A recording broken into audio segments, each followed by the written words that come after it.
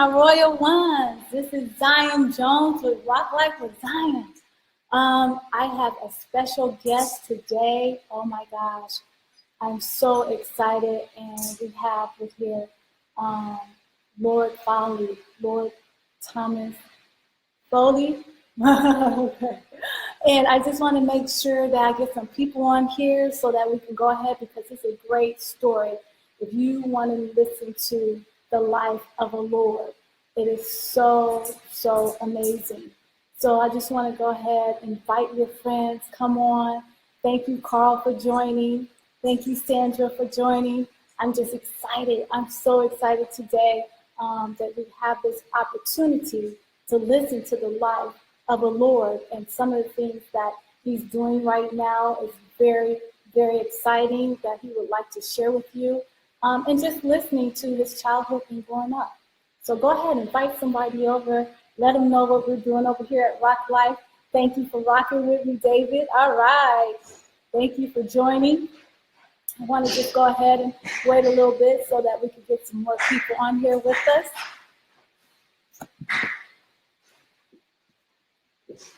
Yes, and I had some sit down with Lord Thomas, and we definitely went over some things that are so interesting, and just his upbringing, some of the things that he's doing business-wise, and it's so, you can say unconventional and conventional. It's a lot of things that he's done is on both sides, so it is very interesting, and I think you would love the story that he's going to go ahead and share with you. So without further ado, make sure you come on and invite everybody. I'm going to bring him up. Come on over. So, time out. We're going to do another one. I mean, we're live on Facebook. Mm-hmm. We need to do another one for us. Okay. Because the sound is that we're not. Okay. So you can do the same thing again. Absolutely. And we're just going to reshoot it because we can't use it. Okay. All right. So we're going to start all over. Thank you, David, for being there, and Sandra. Okay. You're not live right now. I am, but that's okay. That's what we call reality TV. Okay. So we love it, and thank you just for waiting, because we want to shoot that over and so forth. So we thank you for being here. It just gives us a little bit more time for you to invite your friends over to hear and listen to the life of the Lord, to listen to this amazing story that we're about to hear. And I believe that you don't want to miss it. Today we have some amazing things going on with you. We have him right here who's going to tell his great things about his life. And later today we're also going to be able to talk to the Baroness Monica. She's going to be on here as well. So today is all going to be about living a royal life and the life of the royal. And it's interesting because you come to find out a lot of their lives, of course, is simple, just like ours, and two, sometimes the roads that they take, the transformation in their lives, and going to one transformation to another, actually, and doing different things occupational wise.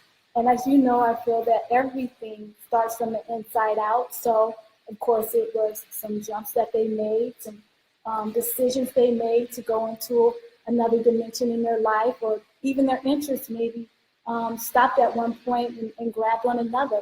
It's really interesting to find out how people go to one stage of their life to another, and how you can have the true faith to really do your purpose in life and what you truly love to do. So come on, go ahead and invite your friends and bring them on here so that we can really get into the nitty-gritty of things. I just want to see when they're ready over here so that we can get it rocking. And again, thank you for rocking with Zion. So here we are. Woo! Come on up. You're the next contestant. Hello, Zion. All right. How are you? Very well. And you? I'm well. Thank you for asking. You're looking very glamorous today. Well, thank you. I appreciate that compliment. It's always nice to get one of those, right? So right now, I wanted you to tell a little bit about yourself. Of course, you are the Lord Thomas Foley, the 9th Baron, which is wonderful. And the Foleys were known for nail makers. correct? Correct. And in the Midlands, which is a very industrial area of England. So why don't you go ahead and share a little bit about that? Well, the Foleys made nails in the 1500s in the Stourbridge area of the Midlands in England. Mm-hmm. And in those days, nails were used for everything, for shipbuilding, house building, building of just about everything. So it was a very good business to be in. Mm-hmm. So they made quite a lot of money. And then in 1712, the government needed an extra peer, that's a lord, in the House of Lords to maintain a government majority, and they chose Thomas Henry Foley to be the first Baron Foley of Kidderminster.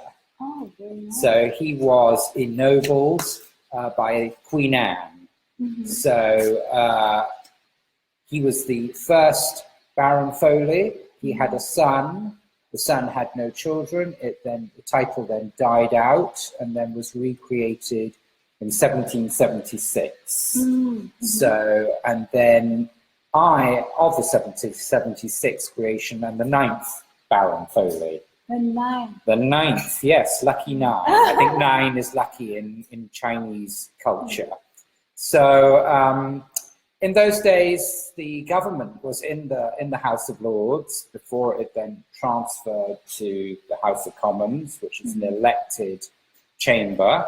Mm-hmm. And right up till 1999, hereditary lords who've inherited from their father, sat in the House of Lords and were part of the upper chamber of government.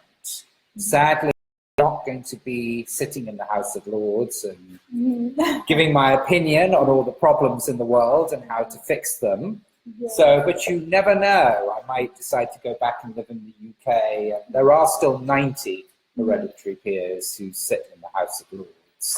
Yeah, and I like it too. I know when we had our conversation, the Follies was created a baron in 1712 by Queen Anne. Is that correct? That is correct. Which was named after you.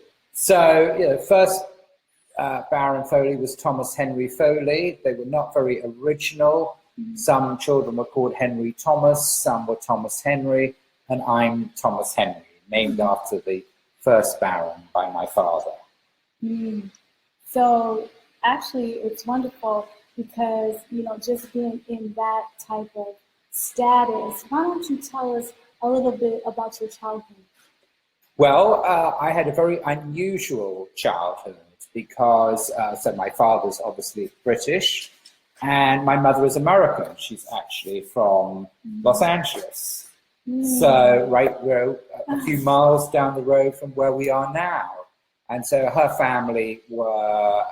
father's family were German, and they were quite famous in Los Angeles because they started the Los Angeles Conservatoire of Music back, I think, in the 1920s. So, and then they lived in Pasadena. So then my parents met at a dinner party in New York and married in the 50s. And then I was born in London in 1961 and spent most of my childhood in England. And then I went to live in Spain because my father had moved to Spain when I was 13. So I had a complete change in life from a very quiet childhood life in small town England in places like Horsham and Eastbourne till I was 13, whereupon I was moved to a very international jet-set resort town, Marbella. It would be a bit like somebody in the US moving from, I don't know, Idaho, and at 13 coming to live in Los Angeles. It was a big change in life. So I enjoyed the Marbella lifestyle, which is not difficult to get used to. Hot sunshine, lots of fun people, beach life. Oh, that sounds excellent. And a little bit of a distraction from school. I was not really interested in school. School was not something that excited me. Well, tell us about your education then, because I know. Well, my education was a very conventional, boring English education where we you study, and then you do O-levels at 16, and then you do A, which are advanced levels, till you're 18. And then you have a choice. When I was 18, only about 10% of students in the UK went to university. So a lot of them just went to work. So I decided not to go to university. I went straight into the workplace and got a job in insurance at Lloyd's of London. So this was a very conventional administrative type job where I had to wear a suit and tie and go into the city on the subway or the London Underground every day and really deal with a lot of paperwork, mainly, creating insurance policies, and then when the policy holders had a claim, dealing with the claims. So it was very administratively intensive. So I guess it gave me a discipline to deal with paperwork and contracts and what most creative people would call boring things. Yeah, and so of course, when you're bored at something, what we normally do, we want to change it, right? We want to do something different. So let's talk about your transitioning, because all that paperwork is like, oh my gosh, I'm through with this. And some things happen in your life, and then you transition into music. Is that correct?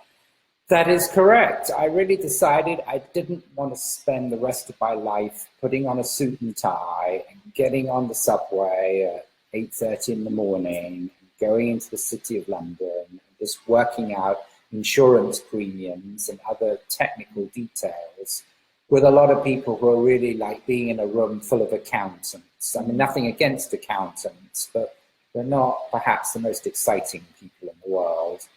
So I decided that I'd met a friend who's still a great friend today, Simon Napier Bell, who was managing Wham at the time. And Wham were turning into one of the biggest, well, the biggest pop band in the mid-1980s. And when they split, George Michael from Wham went on to become a superstar. So I was watching this, what my friend was doing, and I just suddenly thought, well, that looks a lot more fun than working in insurance. So how does one get into the music business, which was a business I knew absolutely nothing about? And so when I said to my father, oh, I'm leaving insurance and going into the music business, he said, well, you don't know anything about it. You won't last 6 months. And perhaps in hindsight, that was a good thing to say, because it really made me determined not to fail, not to have my father. Told you so. But did you quit the insurance? Totally. I took a 70% pay cut. So talking numbers, this is back in 1979.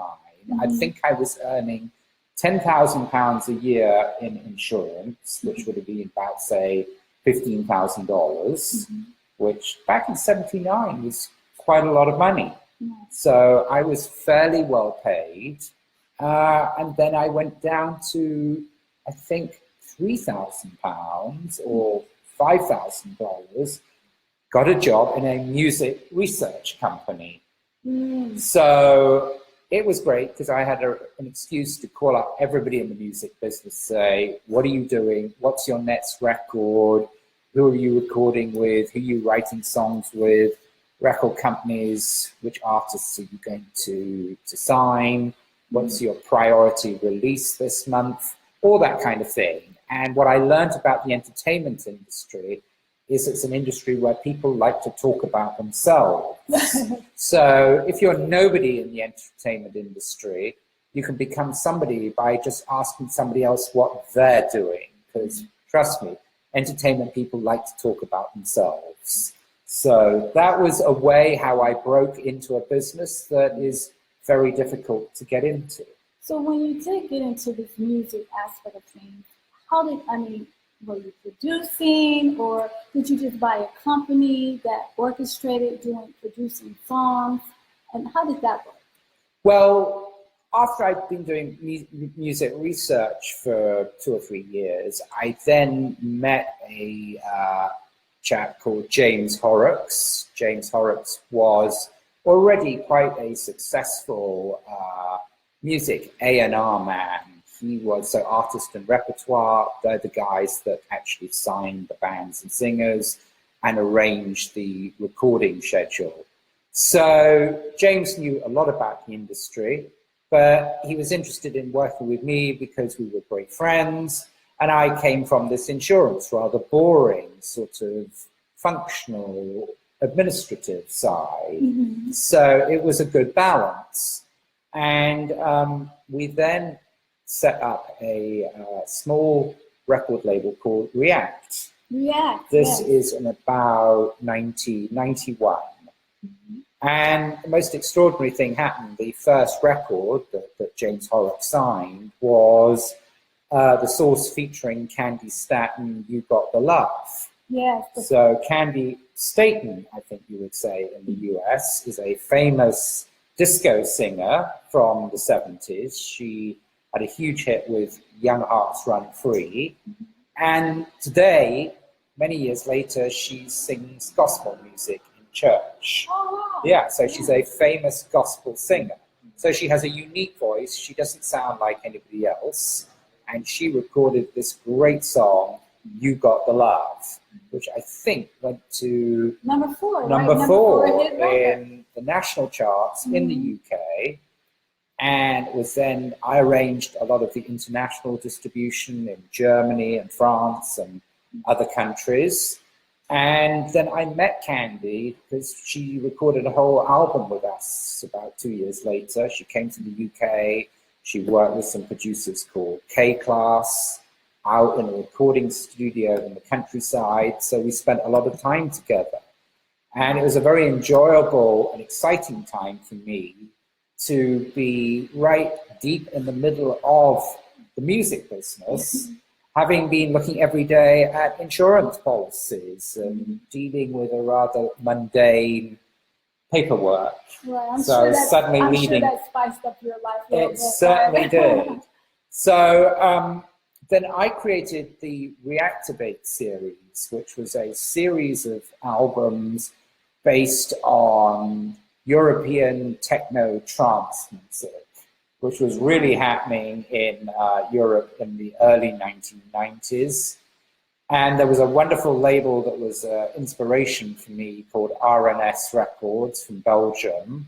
And I used to listen to all their releases. And I just thought, well, if we had their releases and some other releases from Belgium, we could maybe create a whole album of this style of music that was very new and cutting edge in those days. Today, the modern equivalent is EDM, electronic dance music, which is very mainstream. But in those days, it was a small niche.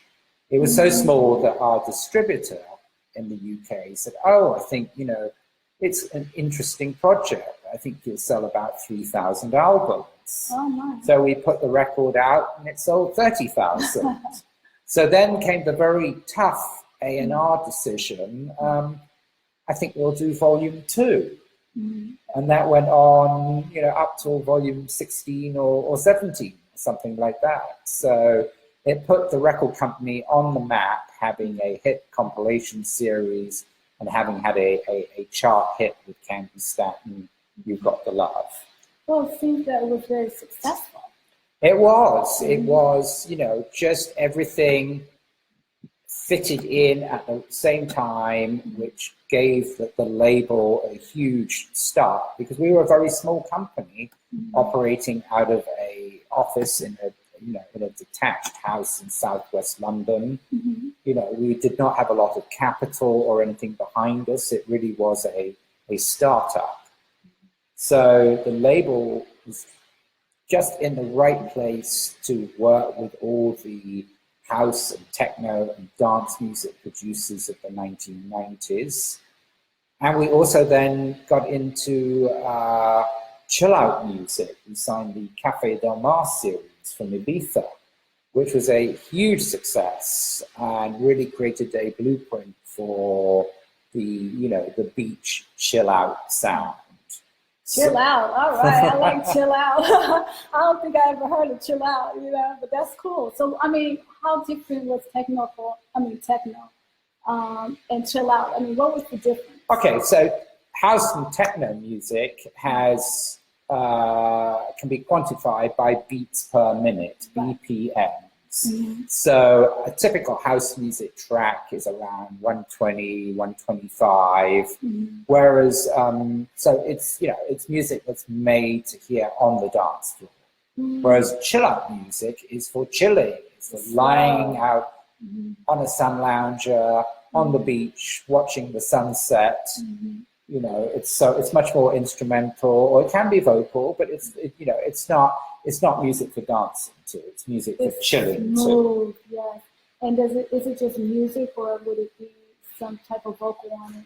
There can be vocals, and what was interesting about the series, because the DJ who created the series, Jose Padilla, so being Spanish, he obviously brought in a lot of Latin music and Latin influence, and so whether you have, British and German artists, but also you mix it out with Latino artists, maybe Brazilian, so to give it a more summery, exotic feel.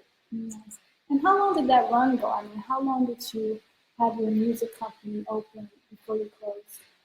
Well, we had a very good run right throughout the 1990s. We had, we worked with many of the, superstar DJs in the 90s, like Deep Dish and Danny Tenaglia and Jeff Mills, and many of them American.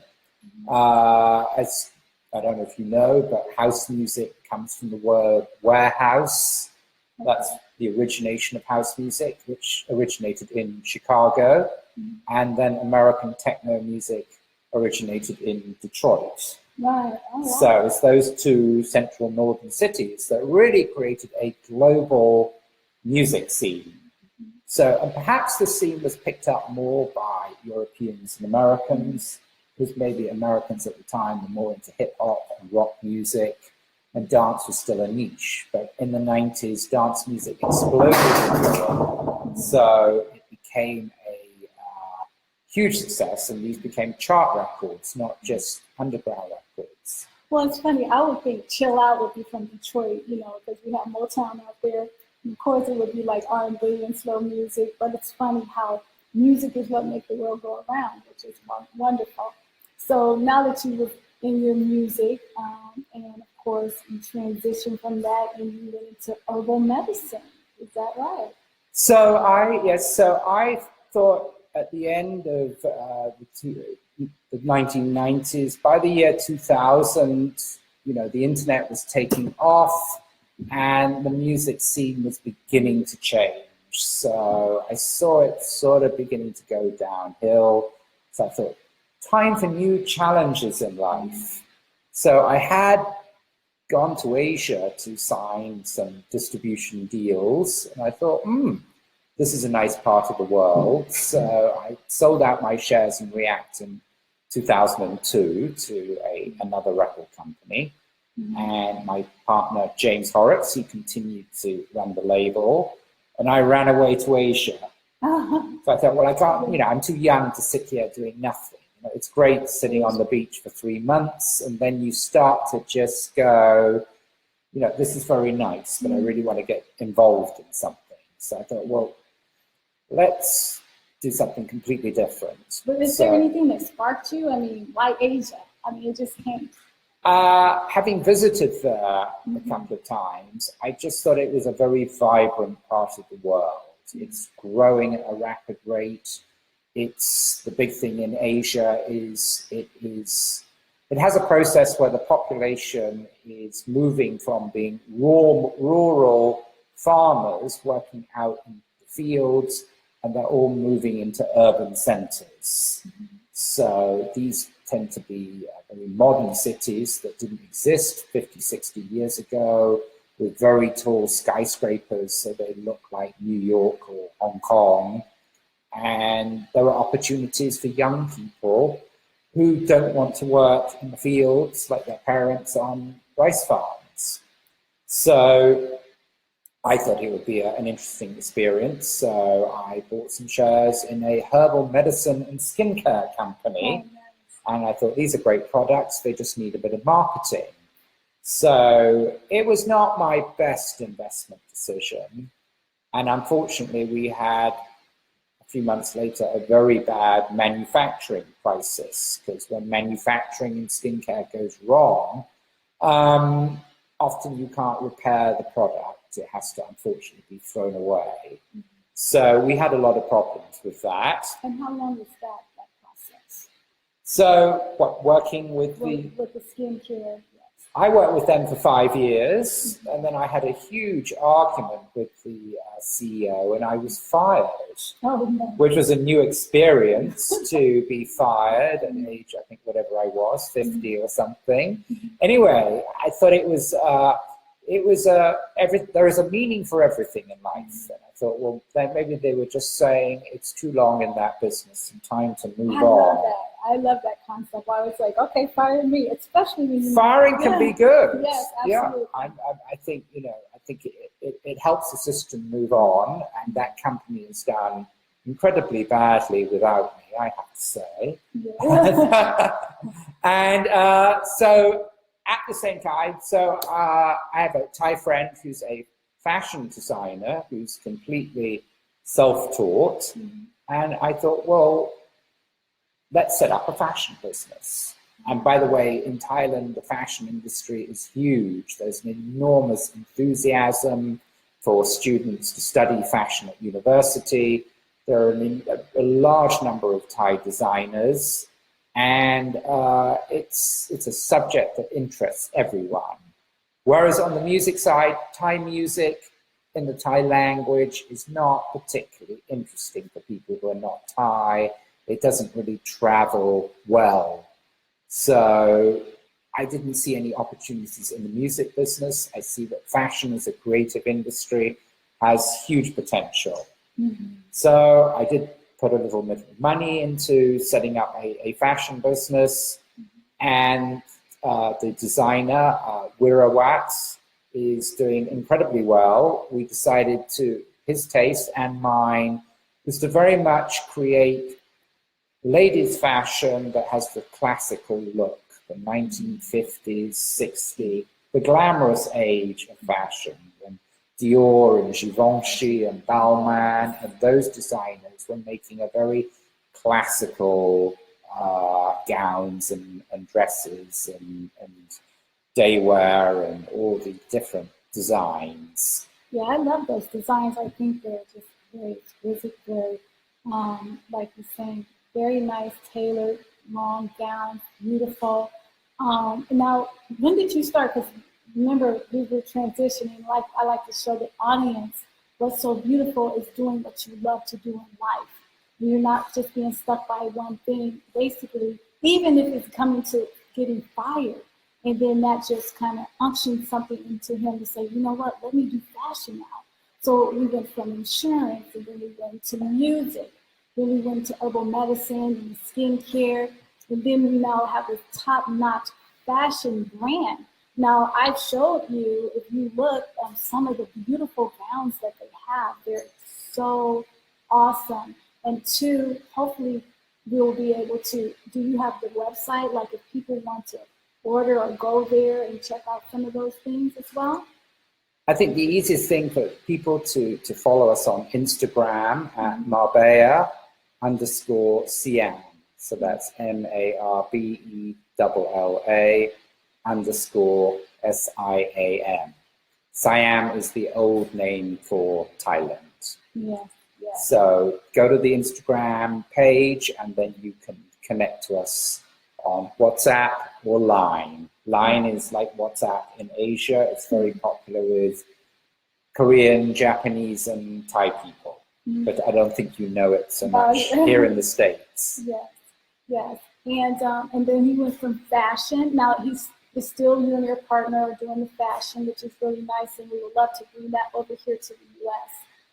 Because those type of gowns and so forth, we really did, we really are into that kind of fashion for evening wear, for all types of, even just many of them, because I've seen dresses like that people would have in weddings, and the ladies would wear something, the same. It's very good for formal occasions. So in Asia, which most cities, all the buildings are very heavily air conditioned, So they don't have to wear loose clothes like a lot of European and American ladies would wear in hot weather, because the buildings are all new and air conditioned. So a glamorous lady going out to a reception in the evening, she'll leave her air conditioned office, get into an air conditioned car, and go to an air conditioned hotel. So it's very easy for her to arrive looking glamorous.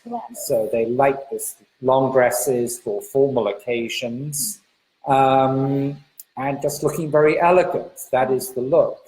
It's completely different to the, say, British or Parisian designers that want to be crazy and have something, reinvent the whole look, like Vivienne Westwood or Alexander McQueen, that are really, creating a completely new look that has never been done before. There is a market for that, but for most formal events, people like to stay with the classical look. Now, what sizes are you selling the most? I mean, are we talking about 1, 2, and 3? What sizes are we? Well, Asian women are skinny compared to Western women, so smaller women like to have a lot of sculpture and detail on their dresses because it adds a bit more bulk. But we also do a lot of pleated dresses as well that really suit any size. So we just take a measurement. All of the dresses are handmade, by the way. So we don't have to worry about sizes. Some people fit a conventional size and other people need to have their own size. Yes. So it's really in the quality of the pattern making. The better the pattern, the better the garment. So we do not economize on the pattern.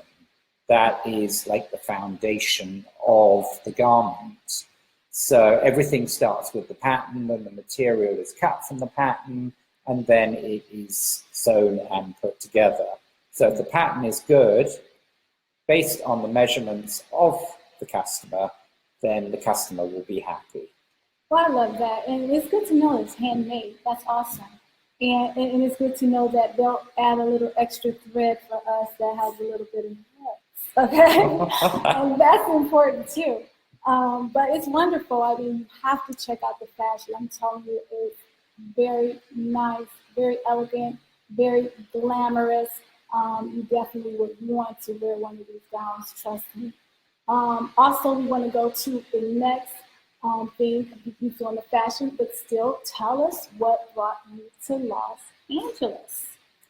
Well, I got involved with an old music friend of mine, Tim Knight, who lives in Spain, and we were talking a couple of years ago, and he has taken a very exciting and unusual project.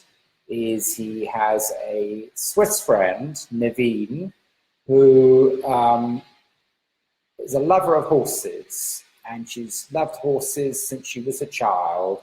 And when she was a child, she used to watch a lot of Western movies, cowboys and Indians on television. And she always had an ambition to ride a horse across America, following the Native American trails. So Tim thought, well, this is a great idea. Why doesn't she get together a group of friends and then we could have a trek across America? And Tim said, why don't we turn this into a TV series? So the idea is to create a television show about these ladies on horseback crossing from coast to coast across the United States, following the Indian trails. So in order to give it a purpose to the whole exercise, Naveen has set up a foundation in Texas, and the foundation has got two primary objectives. One is to rescue Mustang horses. I don't know if you know, but there's a lot of Mustang horses running wild, and they use up a lot of land. And if a farmer wants to cultivate his land, maybe he wants to move the horses. And a lot of people were very shocked when there was a campaign to kill a very large number of Mustangs. So Naveen thought it would be a great idea to have a reservation somewhere where these horses can go to and live out their natural lives.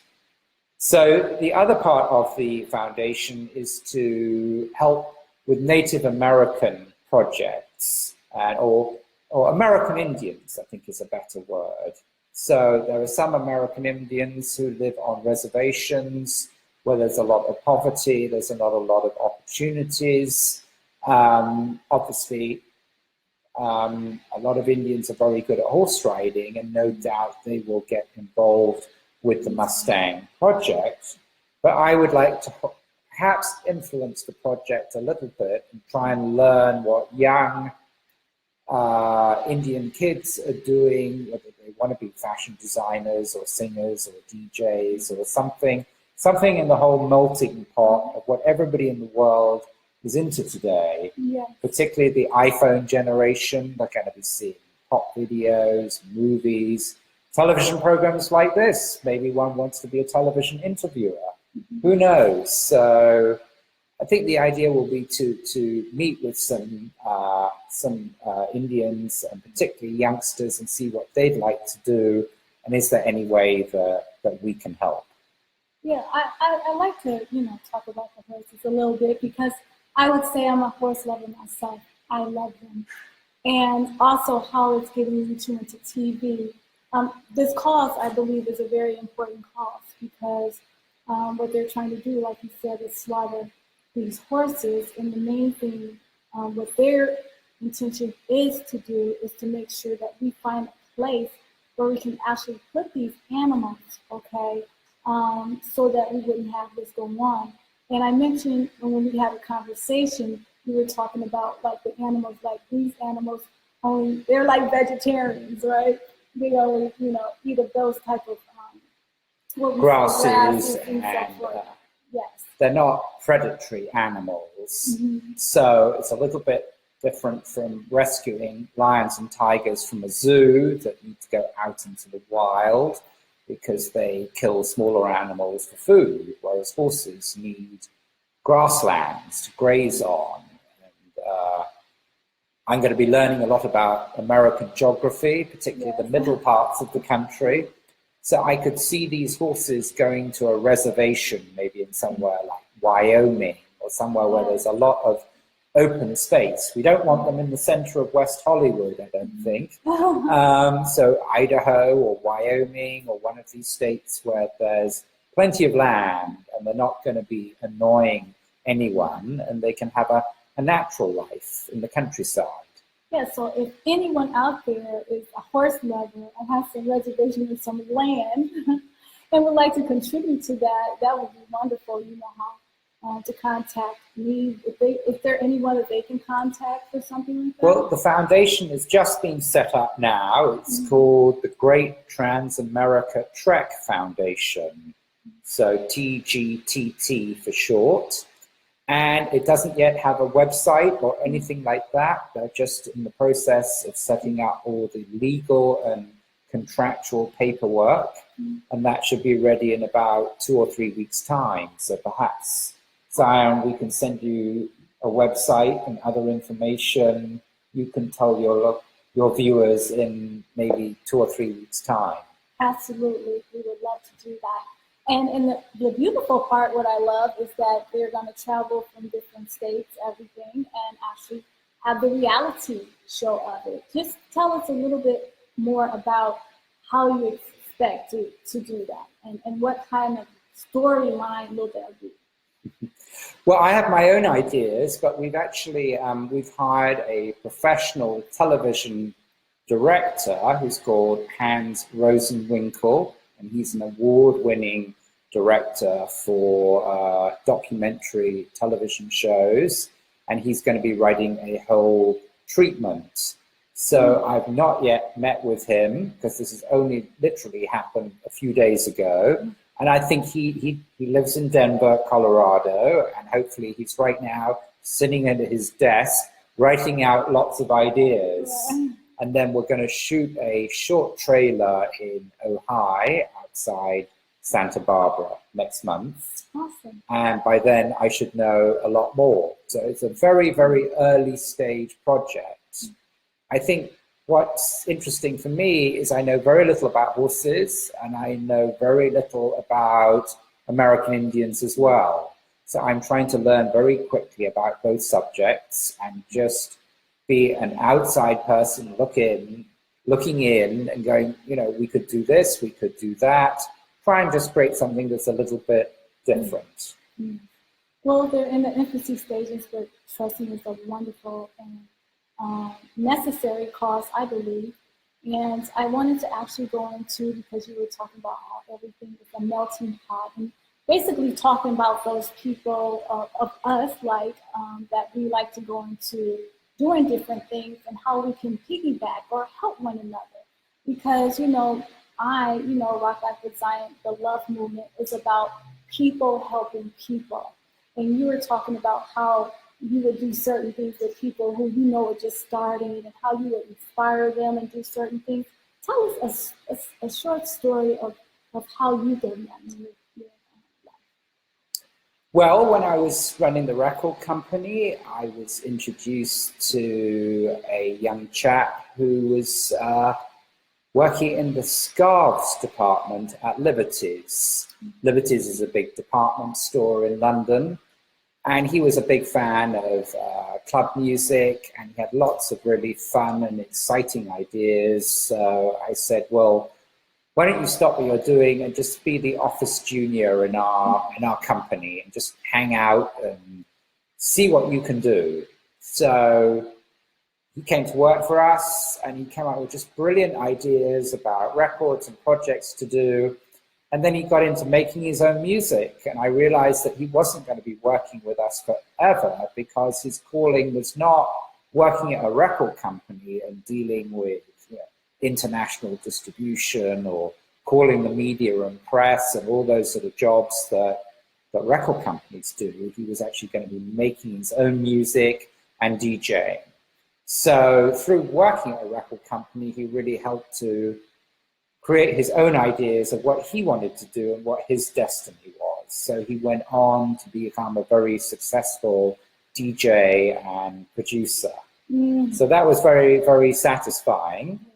Then the young fashion designer in Thailand is a country with a lot of poor people and no social security system. So this chap, whose Thai name is Wirawat, he had to leave school at 12 because his family had no money. So he had to go and work in the rice fields to bring in the rice for the family to eat. So he had no education. So he's completely self-taught. And I think a lot of people in Asia have that ability and desire to just teach themselves and just learn in a small way and just grow and grow. So, because we live in a world today where there's this big question, people who have stable financial family backgrounds, they have the money to go to university, and other people don't come from that background. So they haven't got the money to go to university with parental support. So in Asia, there's a real just get up and do it kind of attitude. So you can just have a tiny stall in the marketplace and just start by selling $20, $30 a day of whatever product it is that you want to sell and grow from there. So that's how Wirawat started, was really working in markets and selling in markets and dealing with customers buying something for $10, $20, and has used all that experience to then run a shop and deal with customers who are buying clothes for hundreds of dollars. That's awesome. And just looking at that, for those of you, I always say, just upload my purpose. That's what I jump in, meaning that just do what you do. Make it do what it do. Use whatever resources or whatever you have to actually do your purpose and what you love doing. It's like you said, the fashion designer went across and he really loved what he was doing. He went to several different stages of doing it until he became successful.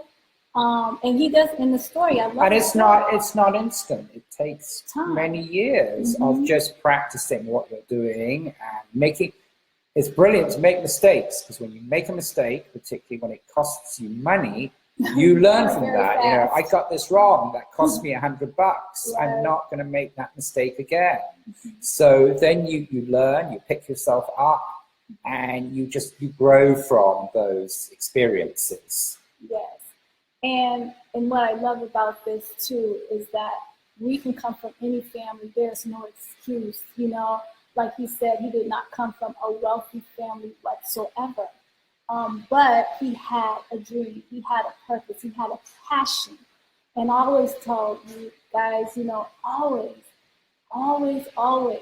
know that no matter how difficult it seems to be and how far distant it is for you to really feel that you can actually do what you love, understand that your gifts and your talents are there to embrace your purpose. And when you press on and you focus on it and just put that right there with all those energies and love and passion towards these things, they will definitely come to fruition. And is there any wrap up or anything you want to tell the audience before we wrap it up here? Well, working with this project with American Indians, I'm really interested. One thing that puzzles me, I've been doing some research on the internet, and so whilst I know there are a lot of African American celebrities and Hispanic celebrities, and even Asian American celebrities, I haven't managed to find any celebrities from the Native American or American Indian communities. So I'm just wondering, what is it that they would like to get involved with? Is it music? Is it fashion? Is it film? I hope to learn a lot more about that, particularly from young people who might be sitting right out in the countryside thinking, I'm a bit bored sitting in the middle of, I think, South Dakota and places like this. I wish I could become a rock star or a singer or a DJ or a fashion designer.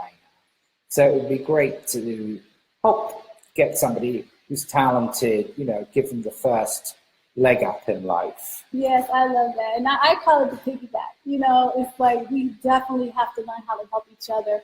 And like Lord Thomas Foley here, he is beautiful because he inspired someone that was in his space, or him having his own company, and how we have to input in our young generations of youth to inspire them and let them know that they can do it and that they don't have to be barred down by their obstacles, but understanding that those obstacles are really illusions to try to stop you of being the true greatness that you have inside.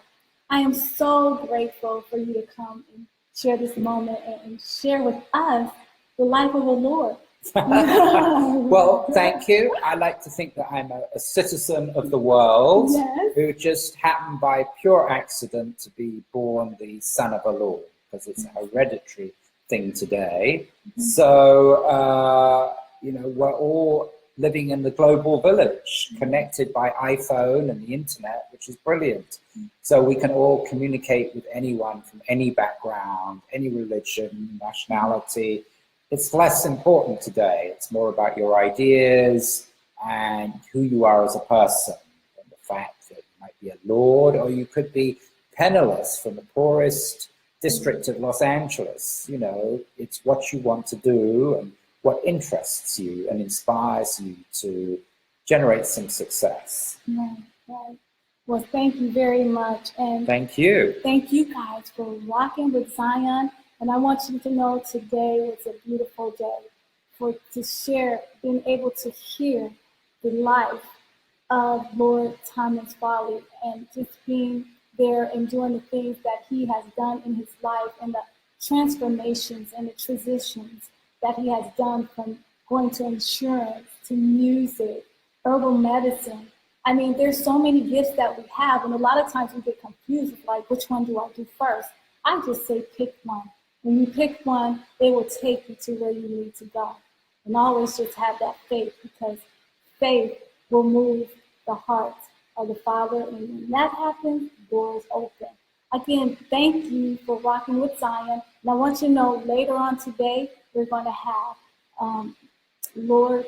Baroness Monica. And she's going to be here with us. And just stay tuned. And I look forward to you rocking with Zion, because there's only one way to rock. And have a good day. Ciao.